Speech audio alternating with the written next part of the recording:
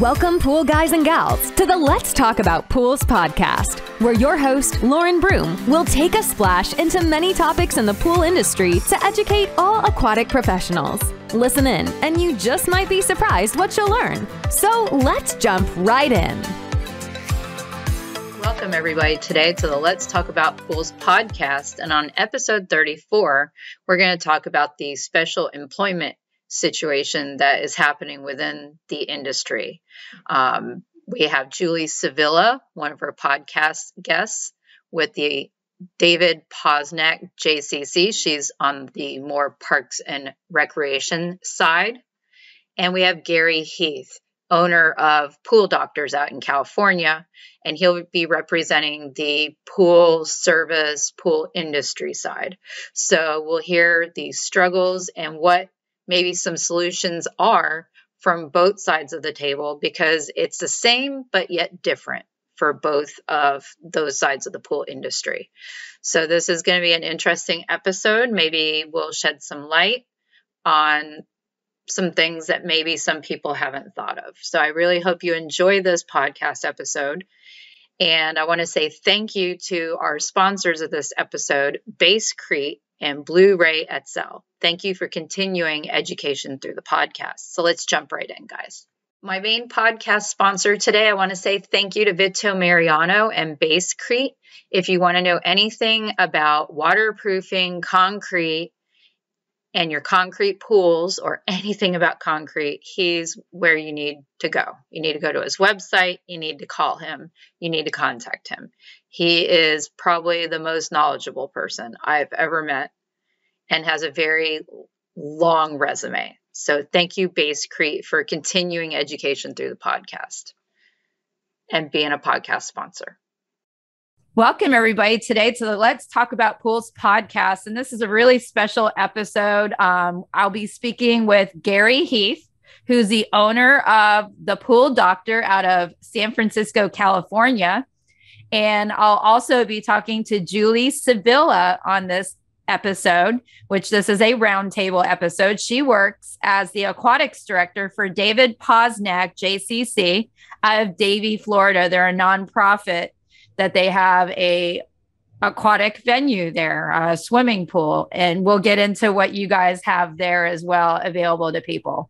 So this is a special episode on the employment issues that are occurring within the aquatic industry. So Julie will be representing kind of that parks and recreation side, and Gary is going to be representing our swimming pool industry, service builders, that whole side. So we have two great people on both sides of the fence, very different, but dealing with some very similar issues that we're seeing right now in the pool industry overall from the economy. So I want to hand it over to Julie first. Just give us some little details that I didn't give that you'd like the audience to know about you. Hi, good morning. And I'm super happy to be on your podcast. First time doing a podcast, so bear with me. Anyway, so we are, I'm the aquatics director at a JCC. We are a fitness facility.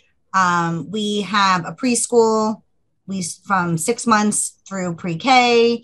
We have an after-school program within our preschool. We run an after-school program for our elementary age kids from kindergarten on up. We have a summer camp that we have anywhere between 750 to 800 campers on site every day for 8 weeks during the summertime. We cater to a large population of children and adults with special needs.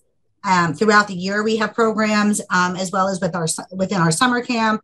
We also cater to a large senior population. So we offer classes, lunches, programming and fitness classes for our seniors as well. But here at the pool, we are a membership-driven community center. We are open to the community as well.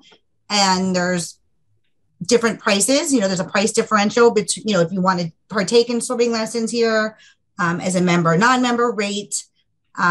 We swim year round. Obviously, we're in South Florida, so it is hot. Our pool is heated in the wintertime. And I thankfully have not been hit too hard with COVID, as far as being able to be busy. I have been swamped, thank God. Once we reopened after we were all closed for those 3 months, I gave it a few weeks to kind of figure out what we were doing and how we were moving forward after going on, like I'm sure many of you did, Zoom after Zoom after Zoom with different agencies when we were all home. And I just hit the ground after finding out about, in that 3 months, 50, 60 children had lost their lives due to drowning. I didn't care. And I just hit the pool running literally and was swamped with doing private swimming lessons or small group lessons with siblings or families that were comfortable bringing, coming in with their own little pods. And then within our membership here and within our preschool and after school program, doing swimming lessons with them. Wow. That's a busy. You got I was super busy. Yeah, it was great. So I also have Gary Heath here. Tell us a little bit about you, Gary. Thank you, Lauren. Thanks for inviting me. I'm happy to be here. I'm happy to have you here. My company is The Pool Doctor. We have been in business since 1956 in the East Bay area of San Francisco. And we service hundreds and hundreds of commercial and residential swimming pools. And we're a large service and repair company. We don't build pools. We only clean, maintain, repair, upgrade existing properties. So it sounds like you're as busy as Julie is, just in a different way.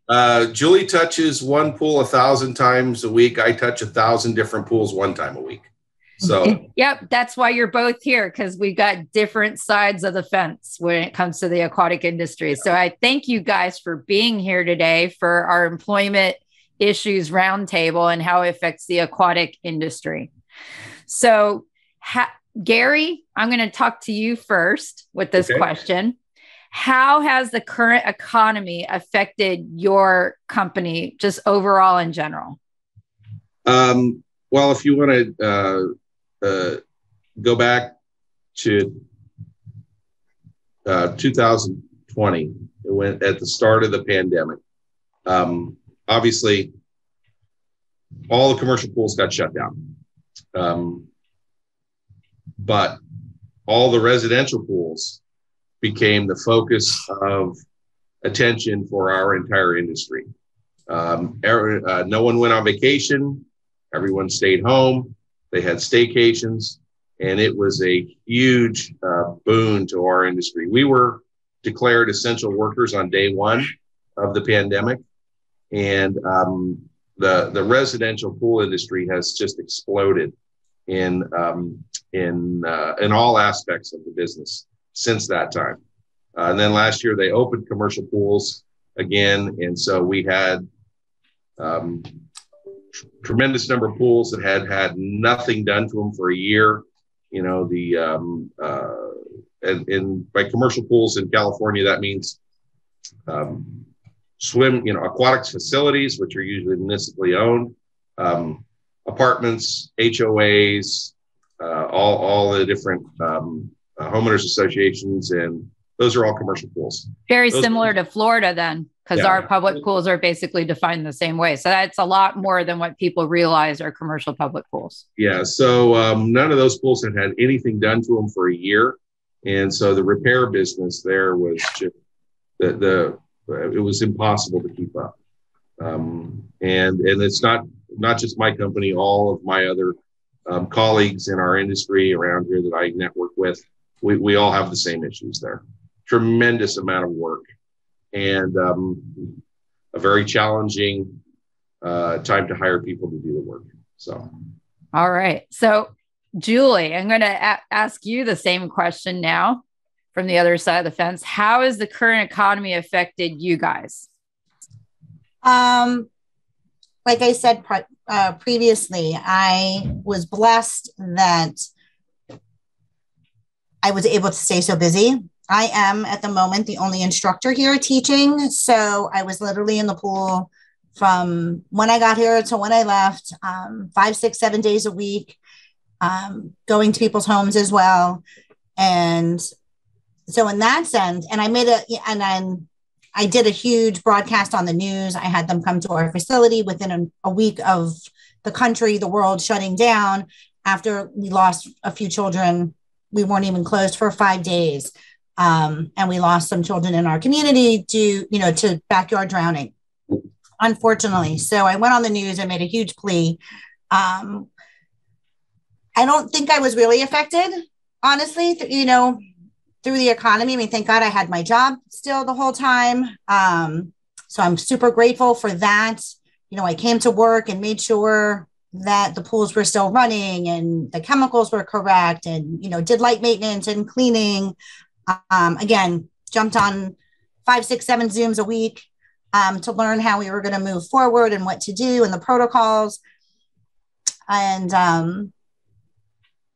that's pretty. It sounds like it kept you pretty busy. It kept me busy. It did.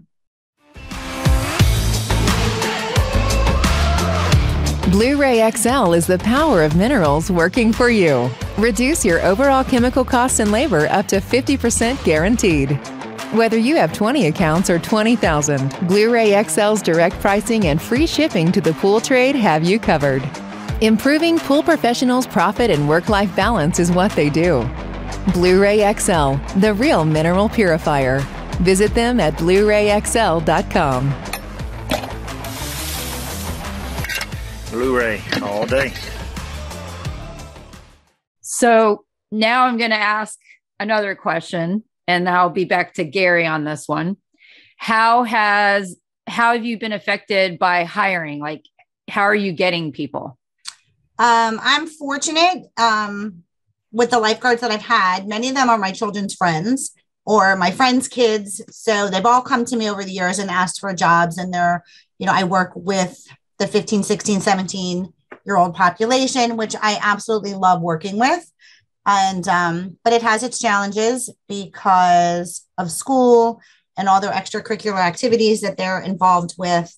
I want to bring back, and I try to stress with them, the importance of their job. I get that their schooling is the most important.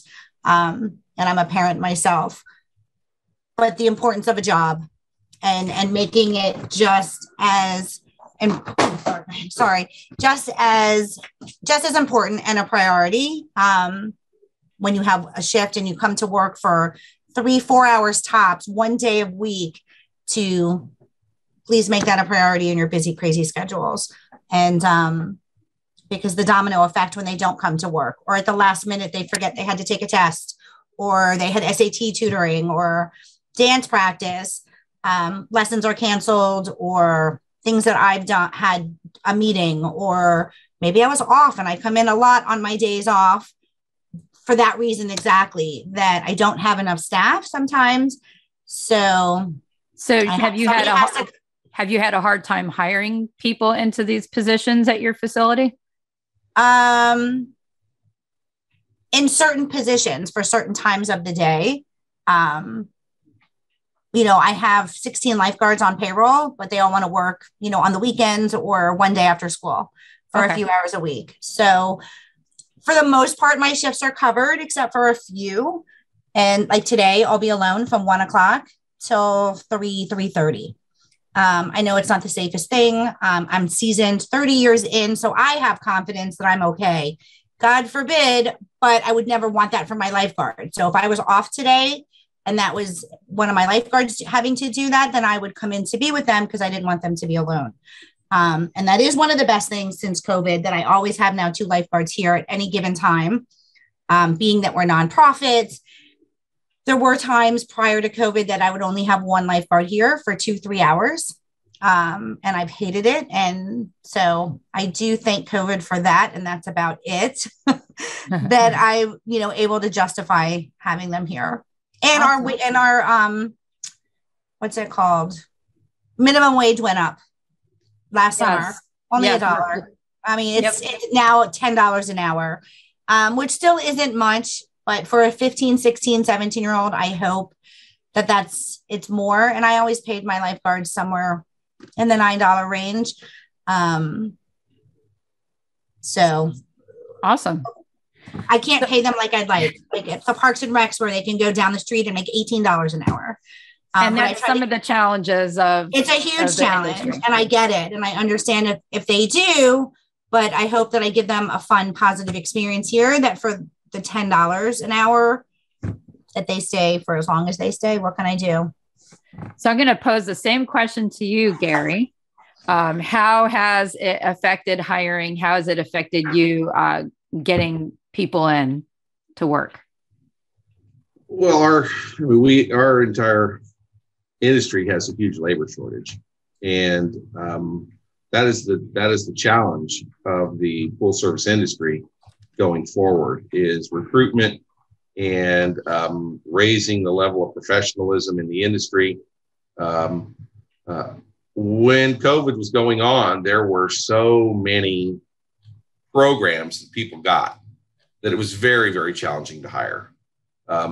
We would run an ad on one of the national, web platforms. You pick which one. There's 3 or 4. Yeah. We tried them all. And we would literally run an ad all summer long and get just a handful of applicants. And, stuff like, okay, so, you need to pass a background check. Well, okay, I'm out. How about you have a driver's license, right? Well, no, I didn't read that you needed that. Well, it was right there in the ad, you must have a clean driving record. It was just really, really impossible to hire. I think last year I hired 9 people and 1 remains with me right now. And what did it used to be like before COVID and the current economy we're at? Well, before COVID and the current economy, you could run an ad for, a trainee for $15 an hour. And, you'd have 5 or 6 applicants and you could weed through and find one that was somewhat promising and would show up for the interview on time and, didn't look like they, slept under the bridge. And, you could find a candidate. Now, they didn't always work out, but you could find a candidate that you could hire and have some hope that they may be your next good employee. But during 2021, literally nothing. Then at the end of 2021, the extended benefits ended, the free money ended in August or September. And in October, not in September and August when it ended, but in October, we started getting a much better response to our ads. And we were able to put a few trainees on, but not at $15 an hour. And we'll get to that soon. We're going to talk about that. Not at that wage. Yeah. And so, but that's the challenge that this whole industry has is transitioning from the image of, the pool guy, and the, flip-flops and tank top to Hollywood hasn't done anything well for the pool. No, that one magazine that ran all those letters about all those wives that were just waiting to get with the pool guy, that did tremendous damage to our industry. This is a trade. It's a trade just like any other professional trade, be it a carpenter, plumber, HVAC, machinist. It's a trade like any other trade. And we have to look at it like that. Water chemistry is very complex. It's very serious. Yes, it is. It takes a lot of training to be good at it. It takes years to be good at it. And the industry has to recognize that.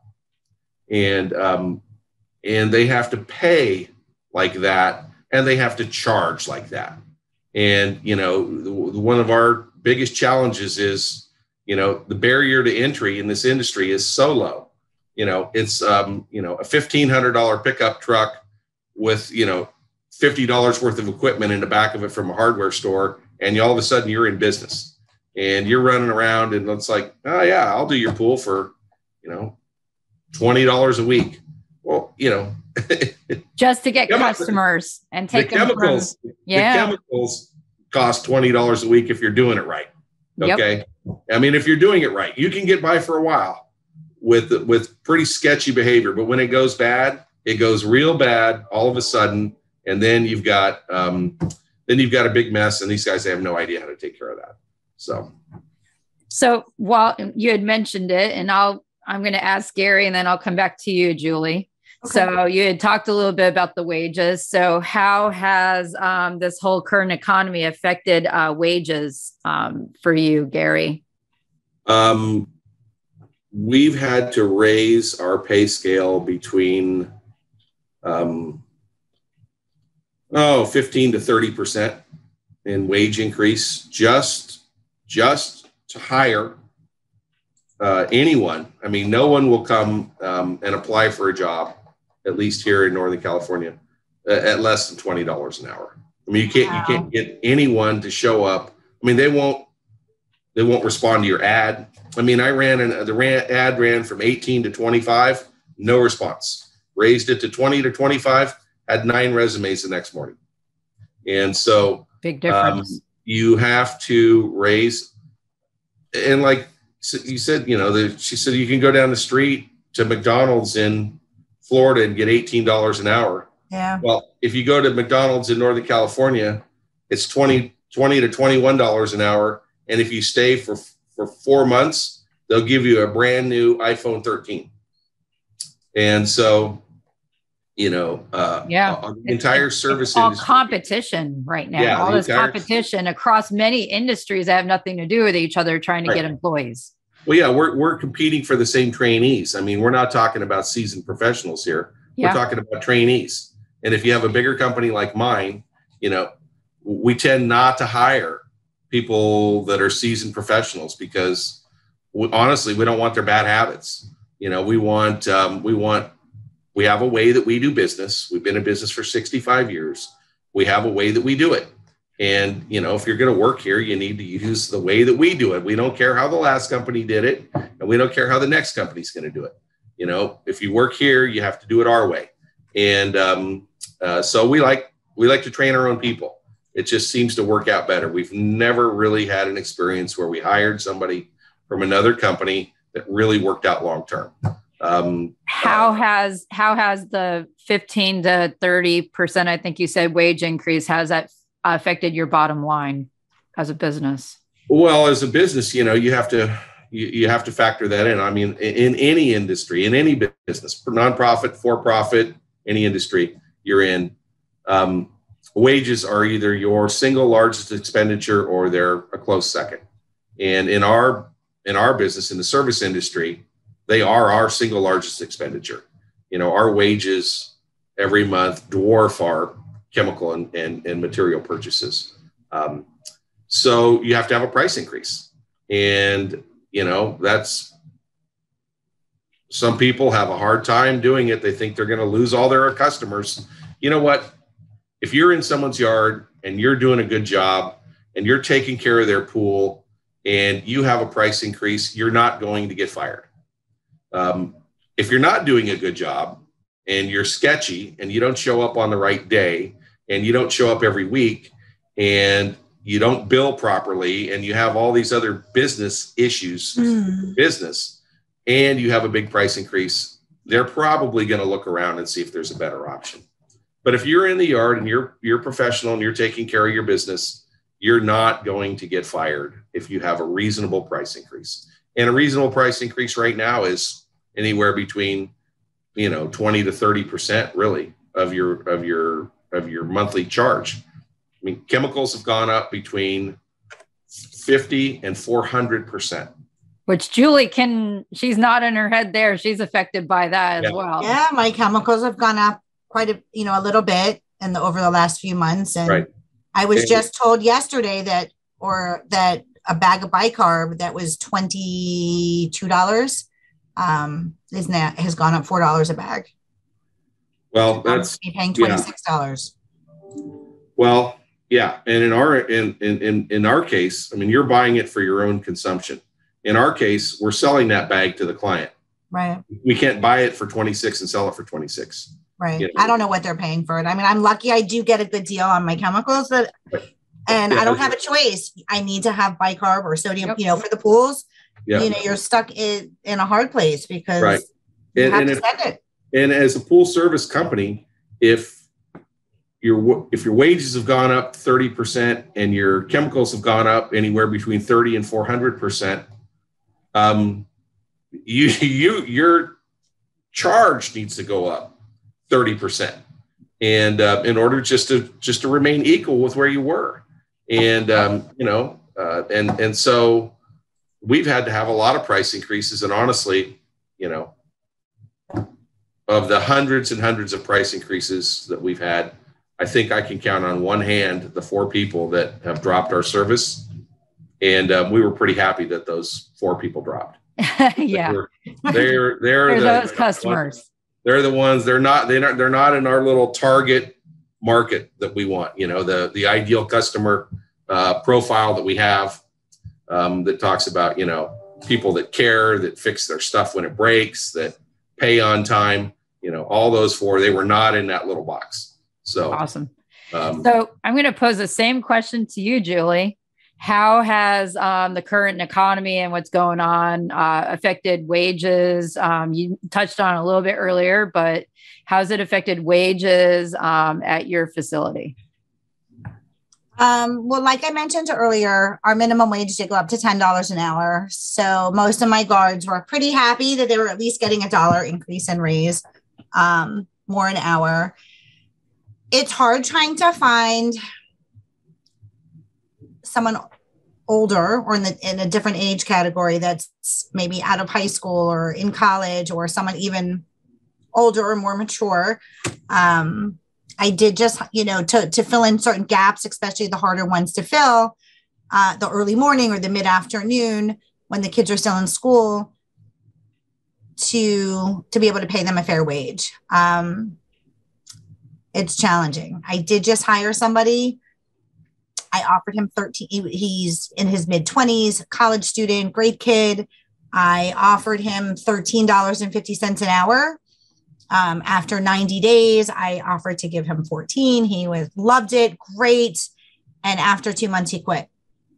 So even though I felt that I found somebody to fill the gap, and I'm not one to just hire a body just to hire a body. I'd rather have to come in on my own and do it if I have to, because to me, I just find that's a liability and I don't want to deal with it.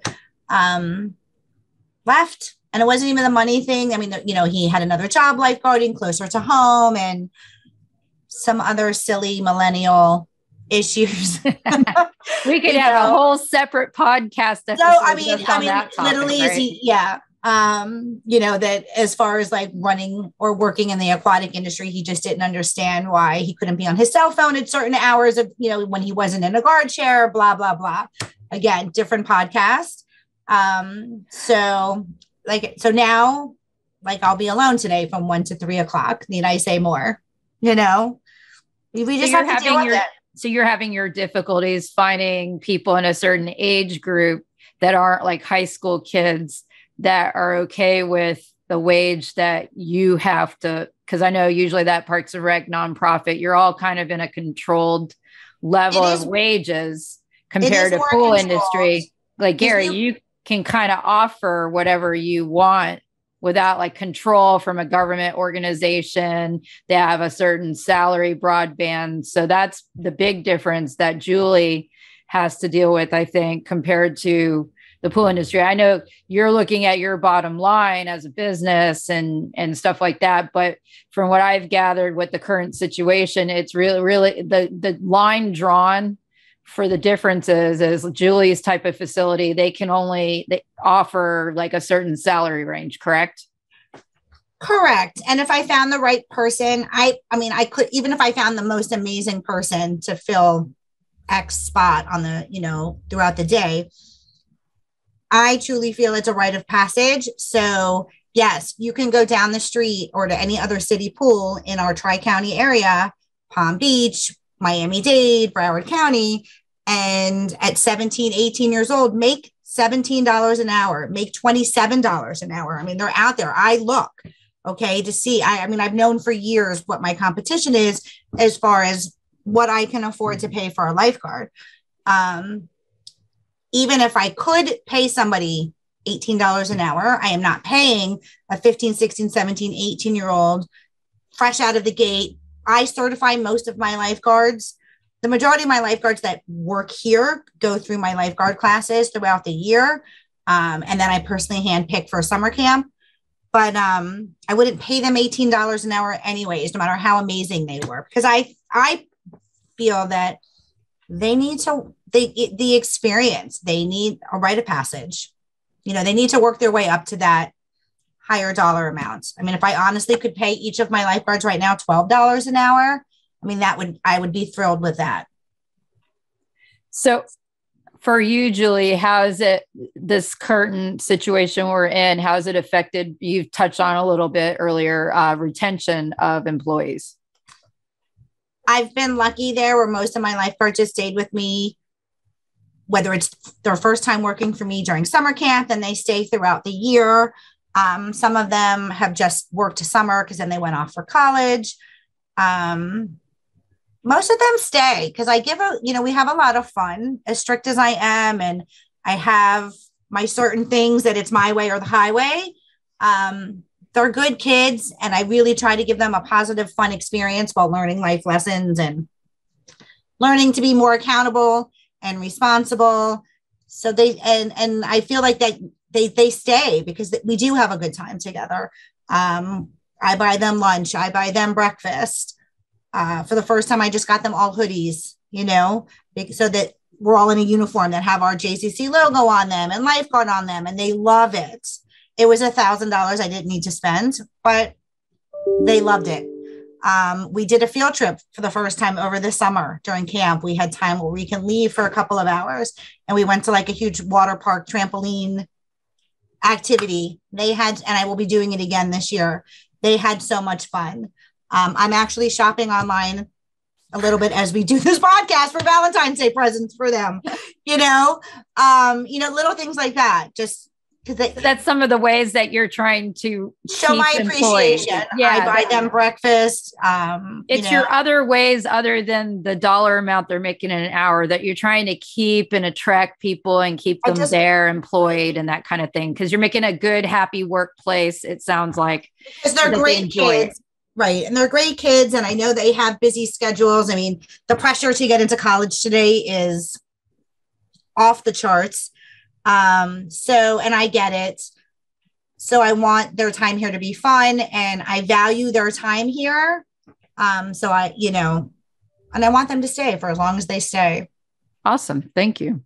So same thing for you, Gary, on the other side of the fence. So how has it affected retention of your employees, and what are you doing to kind of attract people to stay or, to stay longer? So we actually implemented a more uniform pay structure for our employees.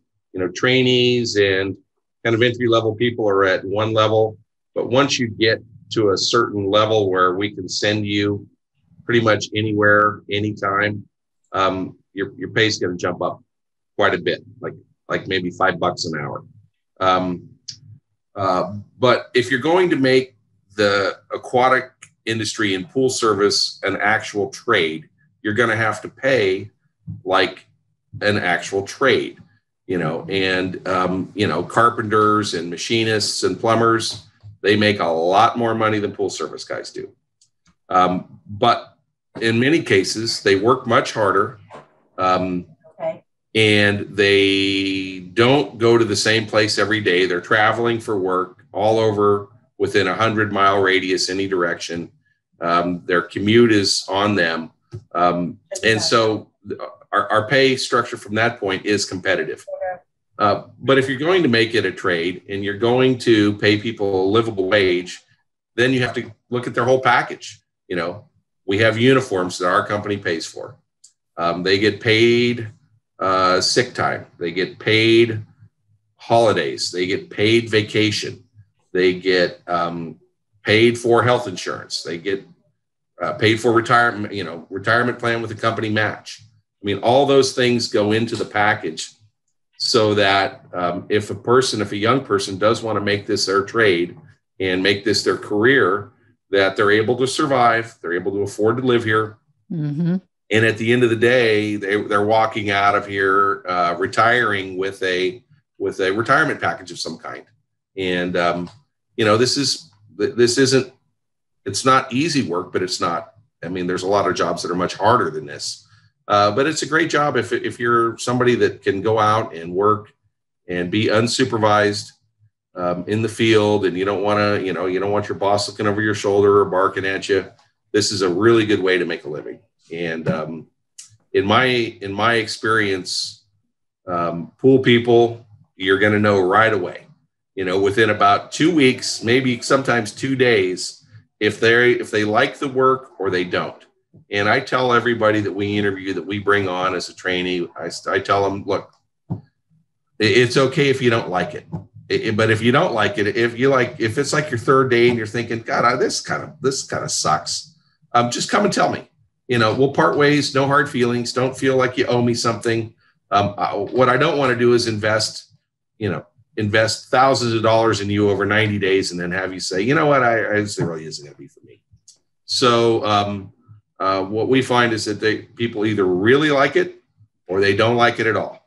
And either way is good for us. We'll take a shot. We hired a kid last summer, came in and he drove home from his second pool on his third day and said, it's not for me. I said, really? He said, yeah. He said, I didn't realize it was going to be that I actually so had hot. to work. It was going to be so hot and there were going to be so many chemicals involved. I said, really? You interviewed for an outside job cleaning swimming pools and balancing them chemically, but you didn't think there was going to be any chemicals involved. Well, no, I didn't. I said, okay, well, thanks for telling me, good luck in life, young man. Good luck. So Julie's like thinking the same thing. It's like our people are handling chemicals and outdoor pools and sitting out in the sun. It's a known fact when you're in the aquatic industry that all those boxes are a checked thing for a job you're interviewing for. So it's amazing that they didn't realize that and then took the job and started it. Yeah, took the job and started it. And then, like I said, it happened to be hot. It was in August. It was close to 100 degrees. And by the second pool on the third day, he said, this job isn't for me. Got in the truck, drove back to the shop, came in, thanked everybody for giving him an opportunity. And he said, good luck. See you later. Thanks for telling us. I mean, I was happy because I didn't have to pay him for 3 more weeks to find that out. Yeah. Now, do you provide trucks to your employees? Yeah. Do they have company trucks? Yeah. The laws in Florida and the laws in California are very different. In California, you're almost always an employee. I mean, you can, and as an employee, a lot of areas of the country, the laws aren't like that. And you can pay per pool or you can pay subcontractors. That and all happens that kind of a lot down here with our pool companies. Yeah. In California, that's all illegal. Not saying people don't do it. They can take their chances the way they want to run their business, but that's not how I run my business. And see if they run the risk of getting caught. Basically. Yeah. Oh, which isn't the right way to go, guys. Listeners, don't do that. In some states, like workers' comp insurance is optional. You don't have to offer it to the employee. Well, I'd love not to have that $8,000 expense every month, but that's just not the way it is. So, in Florida, they clean pools for half of what we clean pools for in California, half or less, or for a third. I've seen that in Facebook groups. Yes. Yeah. And, it's, that's the way it is. But here, if you show up to a job every day, you're an employee. And so you get all the benefits that are associated with that. And, we have company vehicles, we provide all the tools, all the chemicals, we provide everything. Awesome.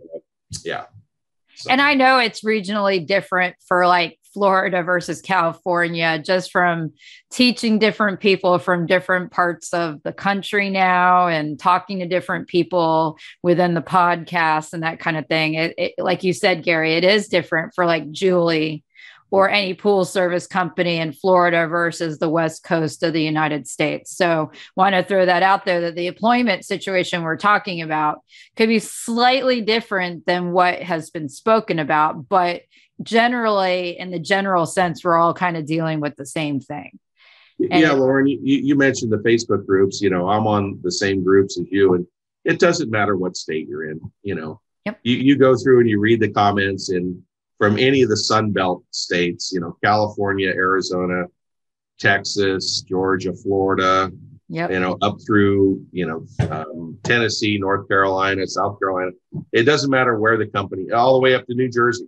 It doesn't matter where the company is. The issues that we face as an industry are universal, and the sooner that we can, start acting like that, the better off our industry will be.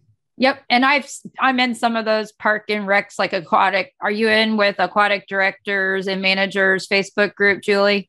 Yes. So I've been in there, and it's basically the same thing in their group with the employment issues. It's just slightly different than the pool industry. You guys, it's driven more maybe by how much, and no, it's really the same, the amount per hour, but I believe businesses have more control as a private business to change their wages than some of the parks and rec that are kind of government owned. Government gets stuck into what's called broadband ranges for their salaries, and they're usually pay a lot less than a private industry would in the general sense. So what they are dealing with is they're trying to battle against, like you said, McDonald's and all these other industries that have raised wages. And people are like, I'm going to go over there then make $5 or $4 more an hour than I would working as a lifeguard or an aquatic director or whatever at the county parks and rec pool. So they're all battling the same. You guys are all battling the same general thing overall. Plus, too, we have to carry tons of certifications that we pay out of pocket for, even my lifeguards. And I charge a fair amount for my lifeguard class. I do cater to a different element that can most of the time pay for, afford what I charge. Nothing out of this world, because I do look at what other people charge as well. So it's pretty comparable. But just across the board, regardless of whether you're just a lifeguard or myself, we carry multiple certifications, and many people don't want to have to put out that money to only be making $15, $16 an hour. I do know I do work for a nonprofit. This is actually my third time in 30 years working here at this facility, twice in this same position. Once when it first opened, I was in college and I lifeguarded for a couple of months, but a lot of it is you're not doing it. You're not doing it for a gigantic salary. I'm doing it for everything that we offer. My love for drowning prevention education, for teaching kids how to swim. Yep. Don't get me wrong. I would love a gigantic salary, but, and I've left for a gigantic salary many years ago when I was here the first time in this role. And I have to tell you, it's not all cracked up to, and I was miserable. Still in the aquatic industry, but not anything in this role, like what I'm in now. And the grass is not always greener. I totally understand what you're talking about. I worked state government for 19 years. And so, you're not working there usually for the best salary. You could go to the private sector, do way better, but it was usually because you cared about being that state servant or, and the cause that you had while you were there. And then they try to give you benefits to offset the salary that they can't pay.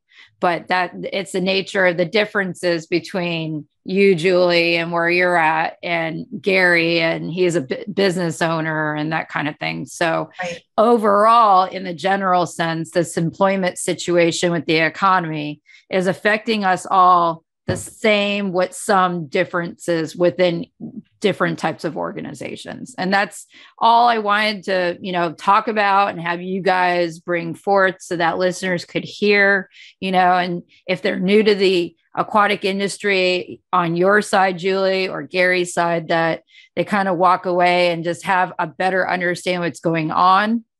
And especially if they're going to be owning a business or running a facility like you, Julie. So I thank you so much, guys, for being on the podcast today on this special roundtable episode. Really appreciate it, representing each side of the industry. Thank you so much for participating. Thank you for having me. Yeah, thank you very much, Lauren. Thank you so much, guys. You have a great day. You too. Bye-bye. Thanks for diving in today with the Let's Talk About Pools podcast. Be sure to follow us on our YouTube channel or our Facebook page. And feel free to rate, subscribe, and leave a review wherever you listen to your podcasts so more aquatic professionals like you can learn about the show. We appreciate it, and we'll catch you in the next episode of the Let's Talk About Pools podcast.